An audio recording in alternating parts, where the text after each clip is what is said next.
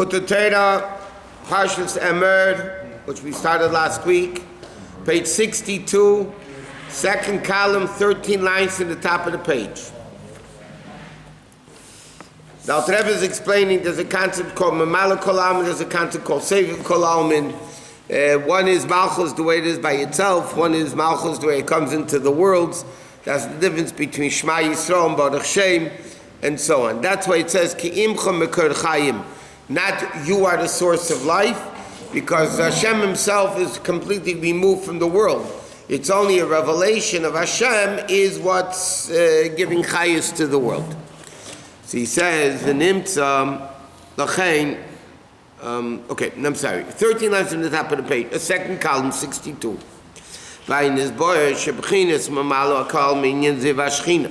So it's explained that Mamala Kol Almin is the level of the ray of the Shechina, which is Ziva, the Ba'alma, which is a ray. Not only is it a ray, but even the ray, because if you have a ray of infinite, it's still infinite. So in other words, you need a ray of infinite, and it has to become finite to be the ray to be able to function in the world. And therefore it's like one drop of water in the whole water system of the world, which is ein arech. Then from that ray of Elokus, now the Hashem himself is completely remote and abstract from the world. There's no way Hashem himself, Kaviyachol, is a source of world. You can't have infinite, the source of finite. And this is even higher than infinite. So therefore, there has to be this great tzimtzum, concealment, contraction, removal for that matter. Then Elokus could reveal itself, and then it's able to become the source of worlds. That ray of Elokus is completely nullified compared to this source. He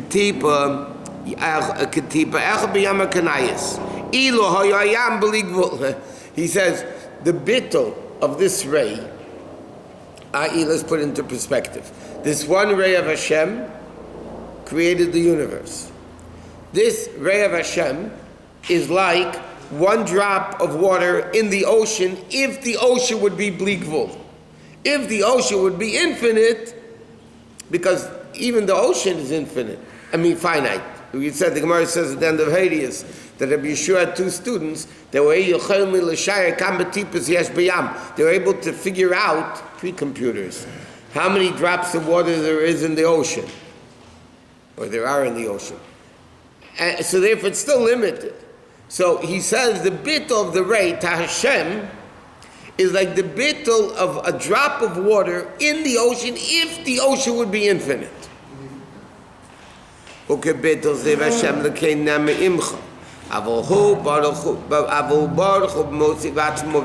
himself is moved, it's completely infinite.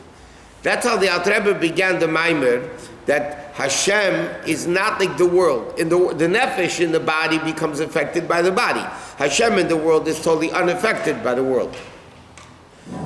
So why? Because, and that's what it says,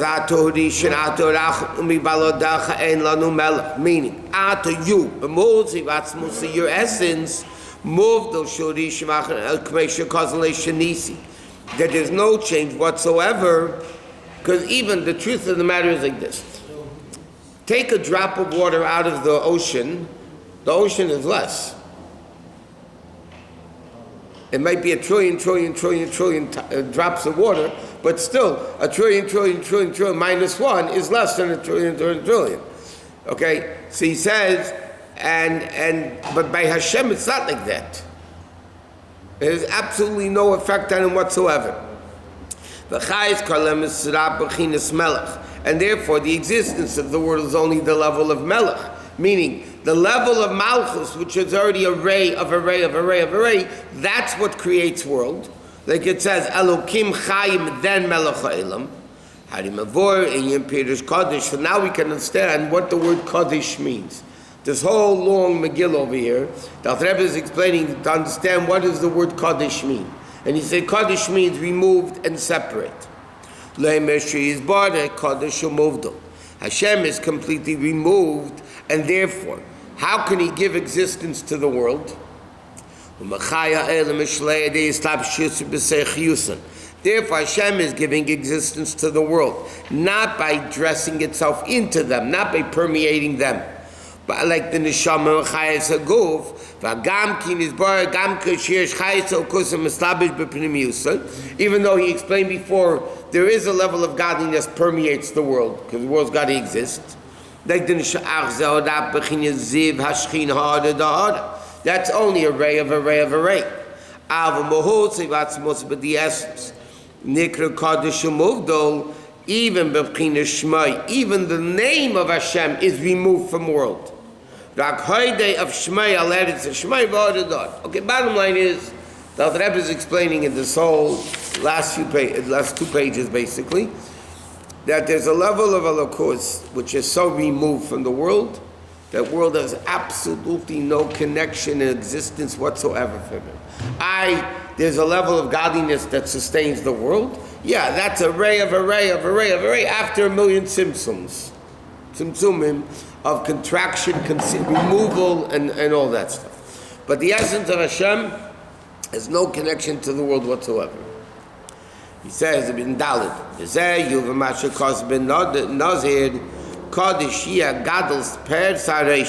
by a Nazir, has to leave his hair grow. No wine, no this, no going to cemeteries, and he has to let his hair grow. And the pasuk says the hair is holy. The hair of his head is holy. So how does hair get to holiness? If anything, hair is klipa. We learn many times Hashem made, Hashem doesn't have to make that the fingers grow and then you cut off the fingers, God forbid. The only 2 things that grow that you have to cut, the body grows when you're young this way, when you're older this way. The body is always growing. But the 2 things that grow that the Torah says you have to get rid of is hair and nails. Now, Hashem could have made it that we're born, with nails, exact, perfectly manicured, and that's it, and it stays that way forever. And the same thing here, Hashem could have given us whatever hair he wanted, and that's it. Just like the fingers don't grow, why did Hashem make the nails grow and the hair grow? So it says in Chassidus and Kabbalah, because hair and nails symbolize evil. That's why, when you take a haircut, you're supposed to wash like Nagelwasser. When you cut your nails, you have to wash Nagelwasser. Because those things that you're cutting, except the beard is Kedusha, like we'll soon see by the Nazir. So hair symbolizes evil. So Hashem says, the reason why Hashem made hair and you have to cut it, the nails you have to cut it, because they symbolize evil. And Hashem says, the evil you have to cut off. You have to get rid of the evil. Yet certain hair is Kedusha. The beard is Yud Gimel Midas Sarachmim. The hair of a Nazir, the Torah calls Kaddish, Gadol Sarperet. What does it mean? It says in the Pasuk, Va'atikemim Yosef, he sits and Atikemim V'sareshi Ke'emer Noka. Okay? Literally, I think it's a Pasuk in Daniel. The Pasuk says like this, that he sits, Atikemim literally means removed from the world, Hashem sits, and the hair of his head is like clean white wool. Okay, that's whatever it means. What does it mean, Atikemim? Atikemim, the word Atik, Chassidus explains in the word Amaita Kodim, Atik means, the level of Atik and Keser, it means removed. Atikemim, Pirsh Atikemim, like it says in the Pasuk, he is exalted and removed from the days of the world. What does days of the world mean? We know,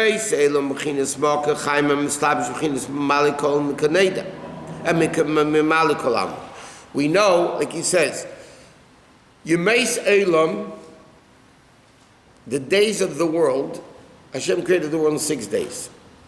That represents the 6 spheres. Sunday is Chesed, Monday is Gvura, Netzach, Shabbos is the level of Malchus. So Misnasim Mimei Selam, What do you mean Hashem is exalted from the days of the world? It means that Hashem himself is completely removed from the 6 spheres. The 6 attributes that created the world, Shabbos is Malchus. But the 6 days that created the world, the 6 spheres that created the world, Hashem is completely removed from them. In the Seres HaDibros, when we say it in Kiddush Shabbos morning, we say Ki Sheishis Yomim Asa Hashem. That's the Shema Mesodet. The Alter Rebbe said, the Zohar asked, it should have said Bisheishis Yomim. It says Ki Sheishis Yomim Asa Hashem literally means, what it's supposed to mean is, in 6 days God created the world. V'yom hashvi Shabbos v'yinaf Hashem. 7th day He rested, Shabbos. It doesn't say Bisheishis Yomim. It says Sheishis Yomim Asa. So the Zohar says, what does that mean? The 6 days, not in 6 days, the 6 days made the world.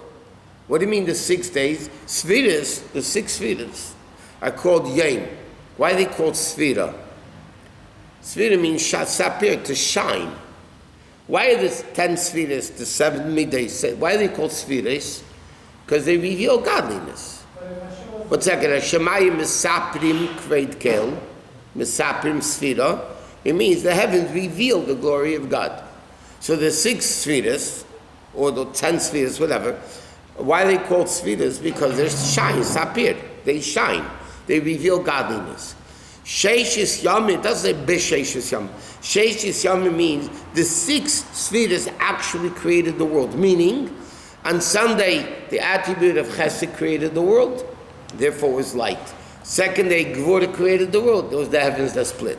The 6 days, the 6 spheres created the world. Hashem created the 6 days. Avaya, because creation comes through Avaya, through Elohim. Doesn't that mean Hashem created the 6 days, not the 6 days created the world? If you want to be an Epicurus, you could say the 6 days made God. Right, exactly.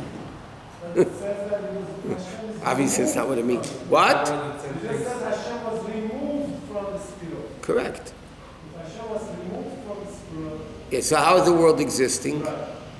Because that's what he just explained the whole time. That's array of array of array after tzimtzum of removal, contraction, concealment. In fact, this is one of the 10 things that changed when they transited from... They didn't say B'Sheish, I don't think so. Al Sharem is they changed Bereshis Bar Elokim to Elokim Bar Bereshis, because then he would have said Bereshis created Elokim. So they said Elokim Bar Bereshis. Make the same mistake here. No, Sheish Yom they wouldn't say.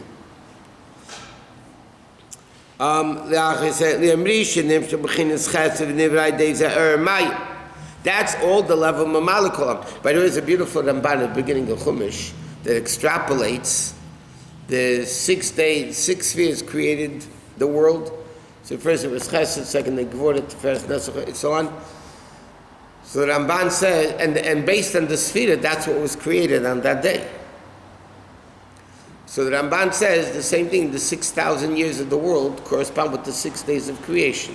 And then the 7,000th year era is Shabbos, that's the level of Mashiach. So on the first day, let's say it was Chesed, that's why people lived a long time. Second day was Gvur, the 2,000th year, the Hashem created the flood that destroyed the world. 3,000 year is the attribute of Teferet, that's why Hashem gave Matan Torah. 4th day is Netzach, when Hashem created the sun and the earth, that's when was the first base of Mikdash, second base of Mikdash. See, the Ramban, at the beginning of Chumash, extrapolate all the 6 spheres, the way they work in the 6,000 years of creation. But this is all Mamal Kolam. Which is removed, that's what it says, Hashem is removed from the spheres. Sheishis Yamim Asa Hashem means the 6 spheres, meaning the way Hashem comes into Mamal Kolam, that's the way world was created, array of array of array. But Hashem himself is Misnase Mimei Selam, he is completely removed from the world. And that's what it says, Atik Yemin, from the word Amatik moves mountains. Why is Keser? Remember we learned the 10 spheres. Then you have Keser. Keser has two parts: Adich Anpin and Atik Yamin. The lower level of Keser is called Adich Anpin, the long face. The 6 spheres of Atzilus are called Ze'er Anpin, the small face. Atik, now even Adich Anpin, when you have a crown, so crown's on top of the head. So you have the head, intellect, emotions, and then the lower parts. The 10 spheres, right? That's how we created in the image of God. In Hashem, there's 10 spheres. So you have the head is Chachma Bina Das, and then you have the middle is Chesed Gvur Teferes, and then you have, like you say in Pasuk Leo, Netzach V'Hei Train shaken, the two thighs. So the whole configuration of a human being is the head is above the heart, because intellect is, but it's a whole configuration of godliness, and therefore we create in the image of God. Then you have on top of the head, you wear a crown. But there's two parts of a crown. There's a part of the crown that goes on top of the head, that touches the head, or into the head, fits it. And then you have the top crown of the head, where the crown jewel is, that's not resting on the head. So Chassidus explains that in the level of Kesed, crown, there's also two levels. Now Kesed is on top of Chochmah, on top of the brain, so that's the way Kesed is higher than worlds. But then you have two levels of Kesed. You have Arich Anpin, means the long face, that's the level of Arich, which is connected to the Chochmah, and then you have the higher part of the crown, which is completely removed. What about the woman? The what? What about the woman? The woman is a level of Kesed. Eishes Chayil Ateres Baila, the woman of valor will be, when Mashiach comes, the crown of the husband. Right? When Mashiach comes. Now she's the boss of the husband. When Mashiach comes, she'll be the crown of the husband. So all the generations from the creation will be deprived of that. Why can a woman create a baby, something from nothing, and earth can create from a seed a massive tree, and a male cannot do that? So down here, the man is a level of Chochmah and the woman is Bina, or the man is the 6 spheres, Zoh, and the woman is Malchus, right? Now Malchus is the receiving end. Zohar says about Malchus, Leslo Megamor Klum. Malchus is nothing of its own. You know the famous medrash that David HaMelech was supposed to be born dead? Hashem came over to Adam Rishon, there's different opinions, but the most famous medrash is Hashem came to Adam Rishon and said, listen, I have a very special neshama, there's going to be Bar Nafla, he's going to be born, stillborn. Would you like to donate life to him? He asked him or He asked him, would you like to donate anything?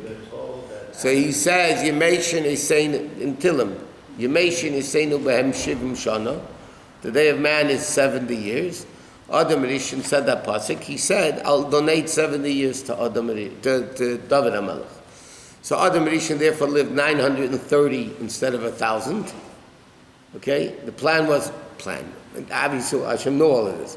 But officially Adam Rishon was supposed to live 1,000. He gave away 70 years to David HaMelech. Because David HaMelech is David Melech Yisrael. David is Malchus. Malchus is nothing of its own. Malchus only gets what it's given from above. Therefore, in Kabbalah it says, Chassidus says, that Malchus, where does Malchus get its existence?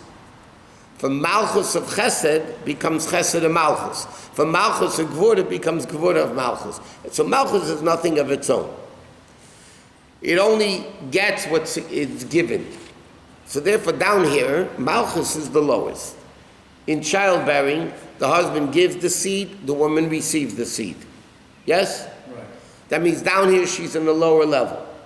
But the lower the thing, the higher the source. So therefore, down here in this world, women are in the lower level. They're the receiving end versus the men which are giving. But in the source, they're at a much higher level.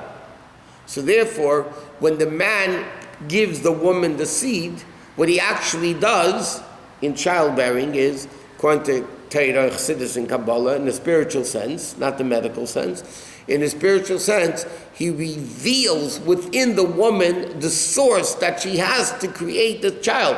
And therefore, only the woman could create Yesh Me'ayin. Offer dirt is also the level of Malchus. Therefore, down here it's the lowest. It's treaded upon and that's it. But in the source, it's a much higher level. Put on your head fell off. Back again we are endowed with a special status via our tefillin, correct? Tefillin?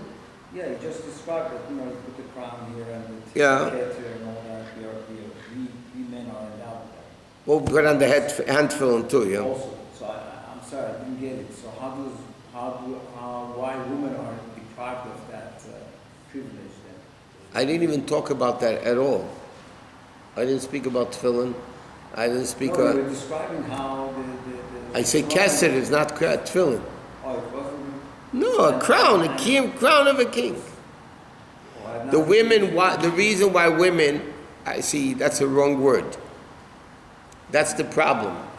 That's not deprived. They're not deprived, they don't need it, they have it without it. Women are essentially. If a guy owns a candy store, is he deprived from candy? No. A kid that goes into the candy store, his mother says you can't buy, right? Or the father says you can't buy, he's deprived. But the guy has all the candy in the world, why is he called deprived? Women have that connection to God that men need tefillin to accomplish. So if women don't need it, why are they deprived? Rabbi Shusterman, let me tell you my dilemma. Don't tell me I'm not a therapist. My dilemma Don't tell me all your we problems. are told that HaKadosh Baruch Hu creates the whole world every second. Correct. And if he pulls it out, it's going to fall off. Correct. So he has to put his energy in it. Correct. Then on the other hand, you're telling us he's totally removed. No, He the has essence of nothing Hashem, to do. what we constantly revives world is this limited ray of the But it Shekhinah. still is HaKadosh Baruch Hu. A ray of HaKadosh Baruch Hu is a HaKadosh Baruch Hu. Yes, Yeah, yes. on the other hand, we also told if you do one neshama, you reach that high level. Why we are told he's totally removed from the world. By nature, Hashem has nothing to do with the world. When a Jew does a mitzvah, they bring down that infinite, above infinite level of godliness that's completely removed from world. Yes? Down here into the world. Now, it's too late to go into now. If you remind me tomorrow, I will discuss it. But the point is, the Chiddush of Igeres HaKodesh Siman Chav that Alter Rebbe wrote right before he passed away was, world is created by but mein Emor, but can only create the world because it has the power of the essence. In other words, the ray can create because the ray, it's only the ray, the essence can't create the ray, but the ray is because it is mein Emor, the ray is the essence, but in a ray form, not in an essential form. Yes,